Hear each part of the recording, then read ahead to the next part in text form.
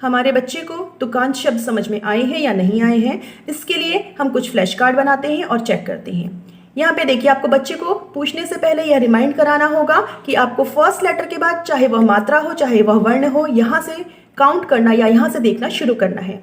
ब पे आ की मात्रा जा, आ की मात्रा नौ, आ की मात्रा ग, आ की मात्रा जा। यहाँ पर भी आ की मात्रा और जा है, यहाँ पर भी आ की मात्रा और जा है। इस तरह से बाजा और राजा राइमिंग वर्ड्स होंगे या फिर तुकांत शब्द होंगे। एक और एक्सरसाइज आप बच्चे को दे सकती हैं। आप इस तरह से तुकांत शब्दों को एक साथ रख सकती हैं और इनमें से कुछ तुकांत शब्दों के पेयर बना के रखने हैं। यानी कि पेयर मतलब दो ही शब्दों को हमने साथ में रखना है। जैसे कि मैंने यहाँ पर बाजा और राजा एक जैसे तुकांत शब्द रखे हुए हैं। पान, दान, आज और नाक। आपने इसी तरीके से कॉपी में इन शब्दों को बच्चे के लिए लिख देना है और उसको बोलना है कि जो तुकांत शब्द पेयर में एक जैसे हैं वहां पर उसे टिक मार्क लगाना है। यानी कि बाजा, राजा, यहाँ पर आ की मात्रा और जा है, यहाँ पर भी आ की मात्रा और जा है, तो यह दोनों ही तुकांत शब्द हैं, राइमिंग वर्ड्स हैं। बच्चा इस तरह से इनके आगे टिक मार्क को लगा देगा। इसी तरह से पान, पान, दान, दान, आ की मात्रा नौ, आ की मात्रा नौ, यह दोनों भी तुकांत शब्द हैं, इसलिए बच्चा इन दोनों के आगे भी टिक मार्क को लगा देगा।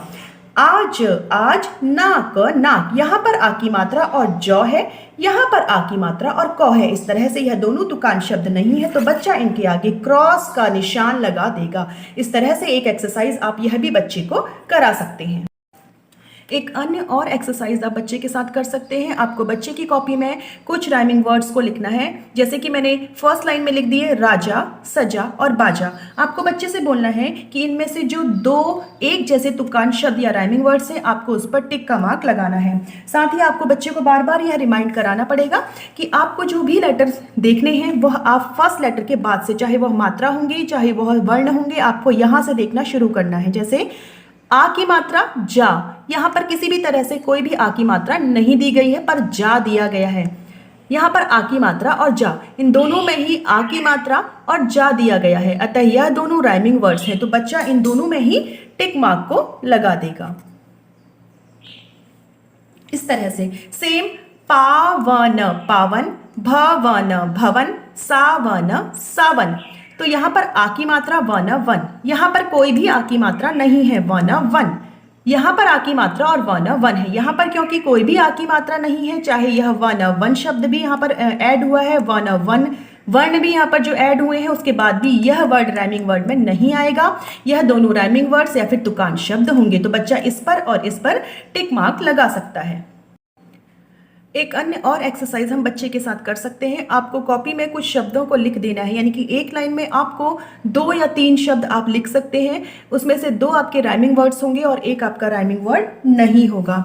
आपको बच्चे से पहचानने के लिए बोलना है और साथ ही यह कहना है कि जो भी राइमिंग वर्ड नहीं है उस पर आपको सर्कल बनाना है। जैसे गमला, गमला, पगला, पगला, हमला, हमला।